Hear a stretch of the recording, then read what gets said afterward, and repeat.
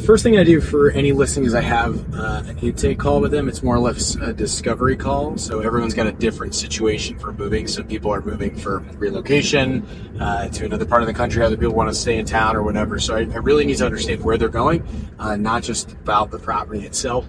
I really don't get into much about the home on the phone call.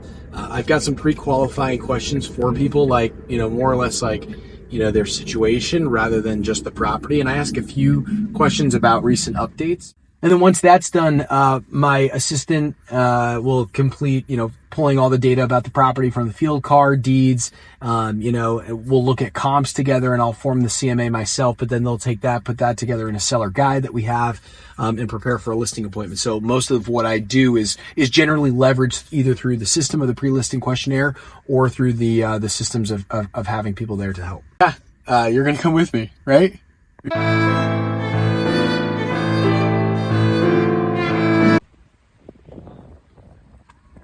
How'd that go? Oh, awesome.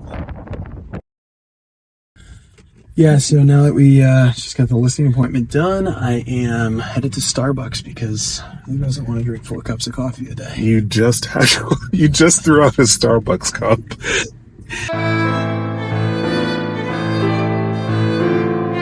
One second, I'm gonna have to just reload. 1 second.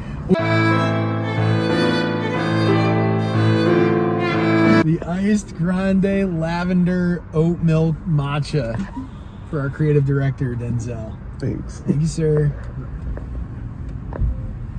So what's going to happen from here is I'm going to go back to the office and I'm going to write up an email to my assistant, Pablo, and I'm going to say, listen, Pablo, we need connections on the countertops. We need connections on the backsplash. We got to get these guys prices on painting the place.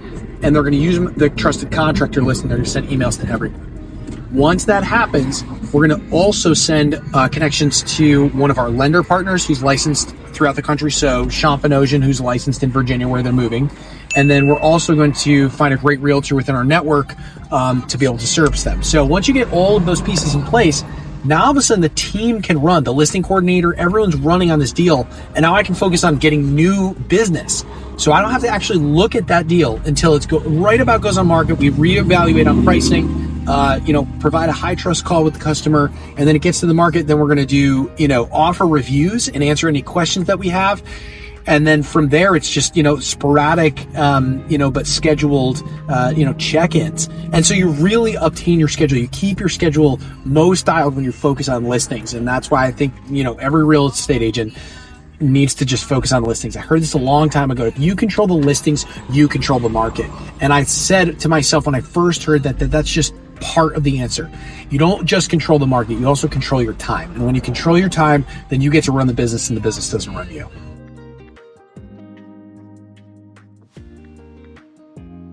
Just door knocking a neighborhood because my buyers want to find they want to find a nice new house in Windsor Locks. And I know this neighborhood. I grew up in this neighborhood, and I think it's perfect for my clients. So that's why I'm trying to find a house for them.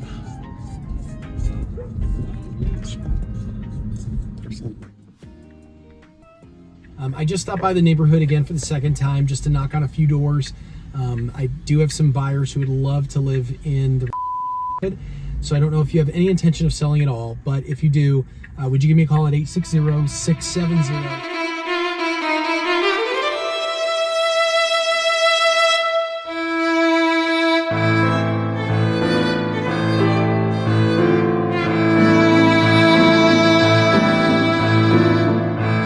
This morning, NAR settled officially for $418 million.